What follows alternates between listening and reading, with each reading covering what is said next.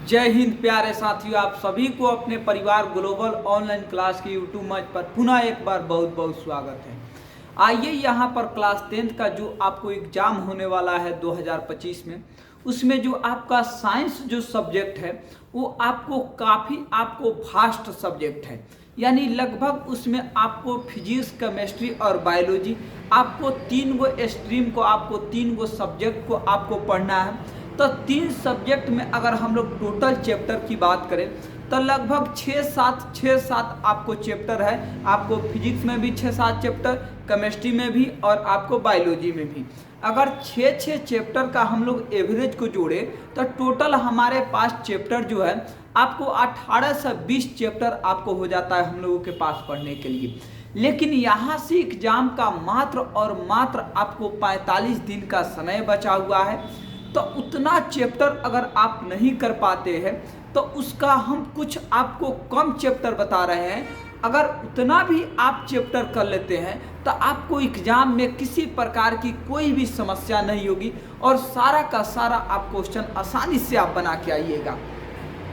तो आइए यहाँ पर हम लोग समझते हैं कि साइंस में हम लोगों को कितना चैप्टर पढ़ना होगा, केमिस्ट्री में कितना चैप्टर पढ़ना होगा, बायोलॉजी में कितना चैप्टर पढ़ना होगा। इसका संपूर्ण हम लोग विश्लेषण को यहाँ पर करेंगे और एक एक करके यहाँ पर हम लोग देखेंगे। सबसे पहले यहाँ पर फिजिक्स का आपको चैप्टर लिखा गया है, इधर केमिस्ट्री का चैप्टर लिखा गया है, इधर आपको बायोलॉजी यानी जीव विज्ञान का चैप्टर लिखा गया है। आपको भी पता है कि जब हम लोग क्लास 10th का साइंस पढ़ते हैं तो उसमें तीन गो आपको सब्जेक्ट पढ़ना रहता है, एक फिजिक्स को, एक केमिस्ट्री को और एक आप बायोलॉजी को। फिजिक्स में 6-7 चैप्टर रहता है, केमिस्ट्री में भी 6-7 चैप्टर और बायोलॉजी में भी लगभग आपको अप्रॉक्स में उतना ही चैप्टर आपको पढ़ना रहता है। अगर तीनों आप सब्जेक्ट के तीनों चैप्टर को मिला के बात करें, तीनों सब्जेक्ट के चैप्टर को, तो आपके पास 18 से 20 चैप्टर हो जाते हैं। लेकिन मात्र 18 से 20 नहीं, हम लोग इसमें 10 चैप्टर भी अगर हम लोग पढ़ते हैं तो एग्जाम में हम लोग ओवरऑल पूरा क्वेश्चन हम लोग बना के आएंगे। हम लोगों का एक भी क्वेश्चन नहीं छूटने जाने वाला है। तो आइए सबसे पहले हम लोग फिजिक्स पर बात करते हैं कि यानी भौतिकी में हम लोग कौन से वो 3 चैप्टर पढ़ेंगे जिससे हम लोगों का काम निकल जाएगा, और ये भी जानेंगे कि कौन से चैप्टर से कितने नंबर का क्वेश्चन पूछा जाता है। इस सारा बात आपको जो है क्वेश्चन बैंक से पिछले जो आपको पूछा हुआ क्वेश्चन है वहां से चला ये रिसर्च करके सारा बात को आपको लिखा गया है। अगर पहला फोकस फिजिक्स पर आप मारिएगा तो फिजिक्स में आपको 3 चैप्टर को बताया गया है। पहला चैप्टर है आपको प्रकाश।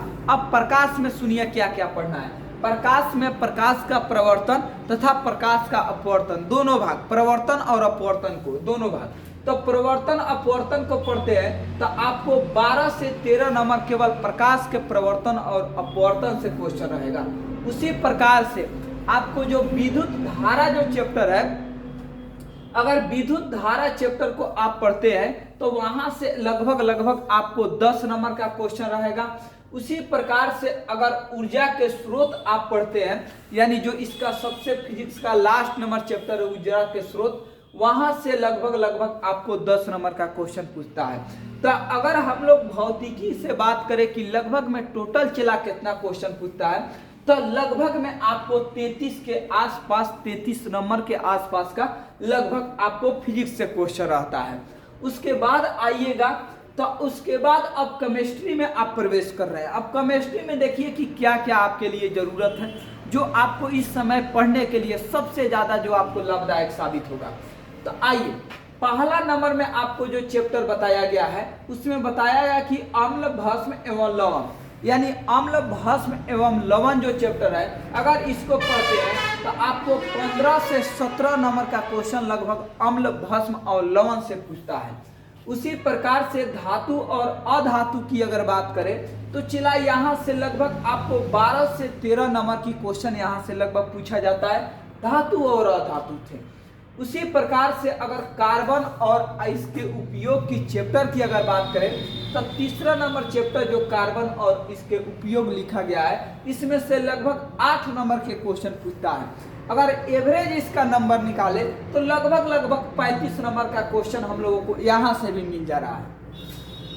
अगर उसी प्रकार से अगर थर्ड पार्ट में हम लोग चले यानी तीसरे सब्जेक्ट में यानी बायोलॉजी में। तो बायोलॉजी में इसका पहला चैप्टर का नाम लिखा गया है जौ प्रक्रम, जहां से 25 नंबर का क्वेश्चन पूछता है। ध्यान रखिए, चला 25 नंबर है, कम नहीं है। 25 नंबर का क्वेश्चन केवल जौ प्रक्रम से आपको पूछता है, लेकिन इसमें चला आपको 3 गो पार्ट पढ़ना है। पहला आपको श्वसन का पार्ट पढ़ लेना है, परिवहन का पार्ट पढ़ लेना है एवं उत्सर्जन का पार्ट पढ़ लेना है। यानी जौ प्रक्रम में आपको श्वसन, परिवहन एवं उत्सर्जन तीनों पार्ट को आपको पढ़ना होगा, तब जाके आपको 25 नंबर का मिलेगा। उसी प्रकार से एक अगला चैप्टर लिखा गया है जिसका नाम है आपको जनन, जीवों में जनन जो होता है रिप्रोडक्शन, उसी को लिखा गया है।